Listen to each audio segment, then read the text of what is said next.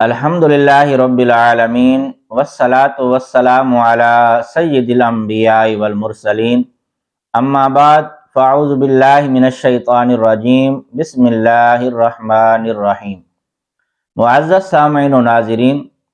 کسی روزے دار مسلمان کا روزہ افطار کروانا باعث اجر و ثواب ہے۔ معجم کبیر کی حدیث مبارکہ ہے، سرکار دو عالم نور مجسم حضرت محمد مصطفیٰ صلی اللہ علیہ وسلم ارشاد فرماتے ہیں، جو کوئی حلال کھانے یا پانی سے کسی روزے دار کا روزہ افطار کروائے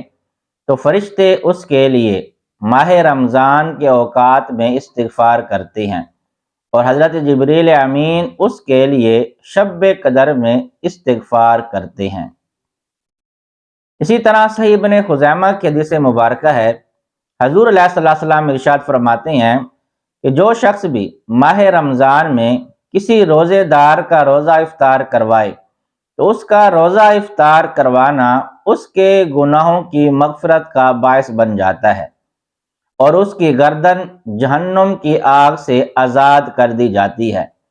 اور روزہ افطار کروانے والے کو بھی روزے دار کے برابر ثواب ملتا ہے، اور روزے دار کے ثواب میں بھی کوئی کمی واقع نہیں ہوتی۔ معزز سامعین و ناظرین، یہاں پر یہ بات بھی ذہن نشین رہے کہ کسی روزے دار کو پیٹ بھر کر کھلانا ضروری نہیں۔ اگر کوئی بندہ پانی کے ذریعے سے کسی روزے دار کا روزہ افطار کرواتا ہے تو پانی کے ذریعے سے روزہ افطار کروانے والے کو بھی انعام و اکرام کی بشارت عطا کی گئی ہے۔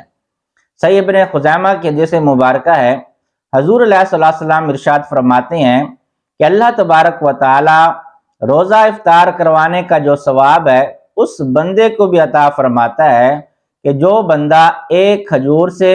یا پانی کے ایک گھونٹ سے یا دودھ کے ایک گھونٹ سے کسی روزے دار کا روزہ افطار کرواتا ہے،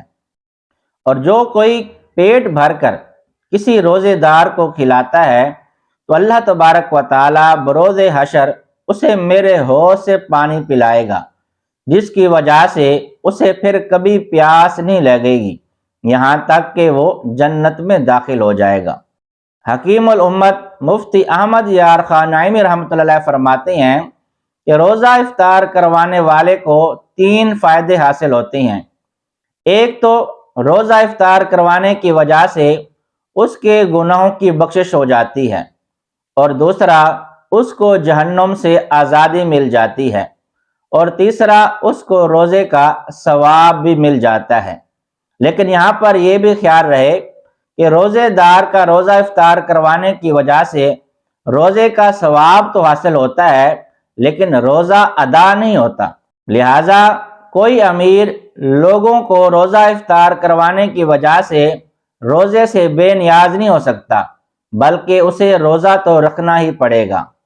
اللہ رب العزت کی بارگاہ میں دعا ہے کہ اللہ تبارک و تعالی ہم سب کو ماہ رمضان کی برکات عطا فرمائے،